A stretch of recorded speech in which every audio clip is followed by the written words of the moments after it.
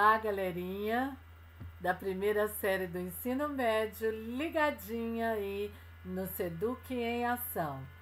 Hoje mais uma aula de redação e nessa aula trataremos sobre a estrutura do conto. E quem vos fala é a sua professora Joanede Xavier. A habilidade que iremos trabalhar hoje é ler associativa e comparativamente os gêneros em estudo, observando sua forma, conteúdo, estilo e função social. Bom, o que é um conto? Como que você definiria o conto?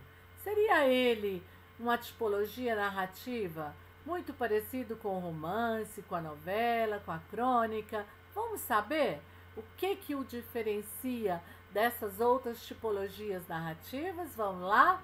O conto é uma narrativa curta e que se diferencia dos romances não apenas pelo tamanho, mas também pela sua estrutura. Há poucas personagens, nunca analisadas profundamente, há acontecimentos breves, sem grandes complicações de enredo, e há apenas um clímax. Aqui está a chave para diferenciar o conto de novelas, de romances, porque nas novelas eu tenho vários núcleos e eu tenho vários clímax. No romance também eu vou criando núcleos de atuação, não é isso? Bom, então tem apenas um clímax no qual a tensão da história atinge seu auge. Para, então, entender melhor esse gênero discursivo chamado conto, nós iremos aqui analisar um conto reconhecendo os elementos que compõem o conto. Quais são os elementos? Personagens, tempo, espaço, narrador, não é isso? O ponto de vista do narrador, onde ele se posiciona dentro da história, fora da história, ele é só um observador, como ele é, não é? Então, assim, nós vamos reconhecer os elementos que tratam desse conto, né? No conto que eu vou apresentar. Furto de flor. Furtei uma flor. Olha, já começa com o verbo de ação. Olha a ação aí, não é? Ele já começa com uma ação do personagem principal, que por coincidência é o próprio narrador. Então ele é um narrador que participa da história, que é personagem. Furtei uma flor daquele jardim. Olha a referência de lugar. O porteiro do edifício, olha outra referência de lugar. E olha outro personagem entrando. E agora vem uma ação desse porteiro, que ele cochilava. O porteiro do edifício cochilava. E eu furtei a flor. Então ele furtou uma flor, é a ação do personagem principal, que é narrador. Ele furtou uma flor. E o obstáculo poderia ser o porteiro, mas ele cochilava, então foi tranquilo fazer o furto da flor. Trouxe-a para casa, olha outra referência de lugar, e coloquei-a no copo com água. Logo senti que ela não estava feliz. O copo destina-se a beber e flor não é para ser bebida. Passei-a para o vaso. Olha a tentativa dele em resgatar a vida da flor, que na verdade ele já havia ceifado. Porque sabemos que a flor só tem vida quando ela está ali na sua origem, no seu pé, ligada, né, pelas raízes, se alimentando de lá.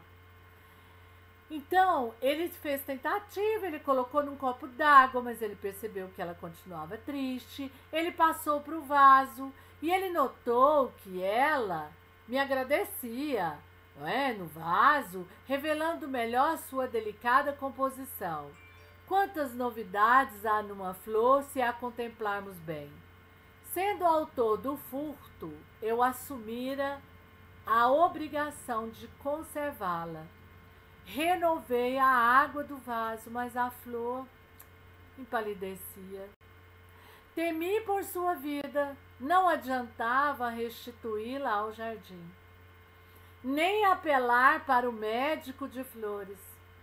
Eu a furtara, eu a via morrer. Já murcha e com a cor particular da morte, peguei-a docemente e fui depositá-la no jardim, onde desabrochara. O porteiro estava atento e repreendeu-me. Que ideia sua, vir jogar lixo de sua casa neste jardim? Claro que ele não sabia que o personagem tinha furtado a flor porque ele estava cochilando, né?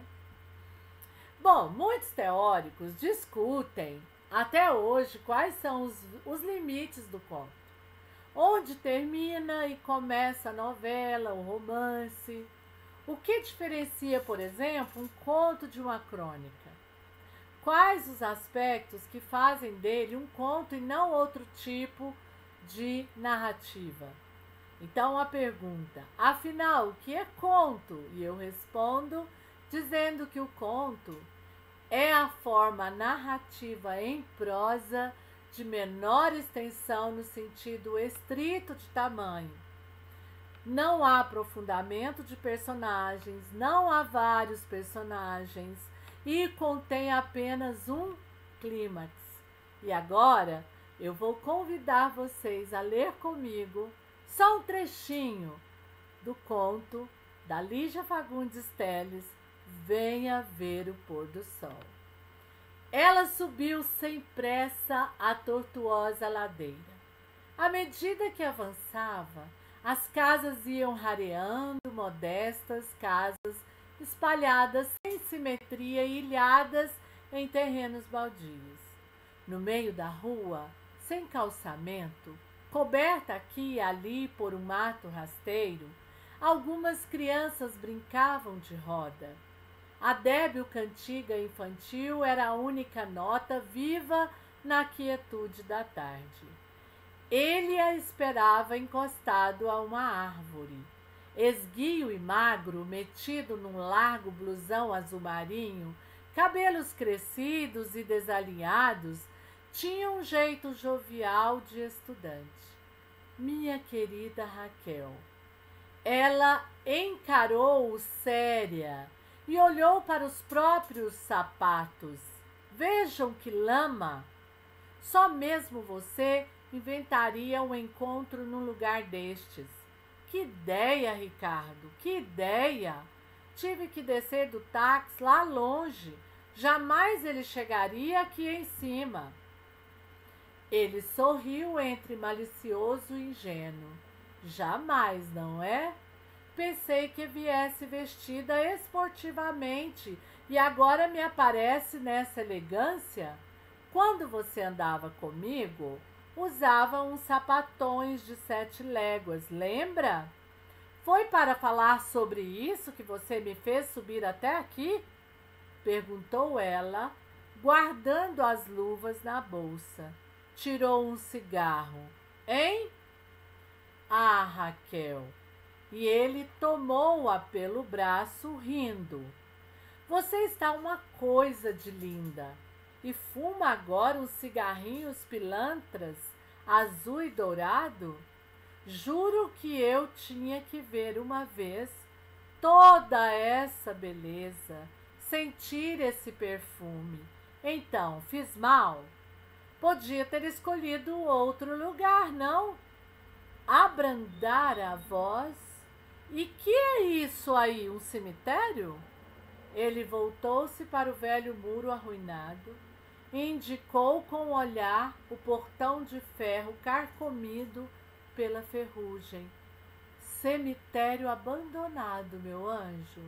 Vimos, vivos e mortos, desertaram todos, nem os fantasmas sobraram. Olha aí como as criancinhas brincam sem medo, acrescentou, lançando um olhar às crianças rodando na sua ciranda. Ela tragou lentamente, soprou a fumaça na cara do companheiro, sorriu, Ricardo e suas ideias. E agora, qual é o programa? Bom, e aí nós paramos por aqui. É isso mesmo, eu vou interromper, porque agora sua cabecinha vai fervilhar de perguntas. Por que será o Ricardo era o ex-namorado da Raquel? Mas ele insistiu tanto que queria vê-la pela última vez que fosse. E ele marcar um encontro num lugar totalmente deserto? Num cemitério abandonado? Qual seria a pretensão dele? O que será que ele iria fazer com a Raquel? Você quer saber? Acesse o Google, coloque lá Venha Ver o Pôr do Sol, Lígia Fagundes Telles, e leia-o todinho. É isso aí, galerinha. Beijos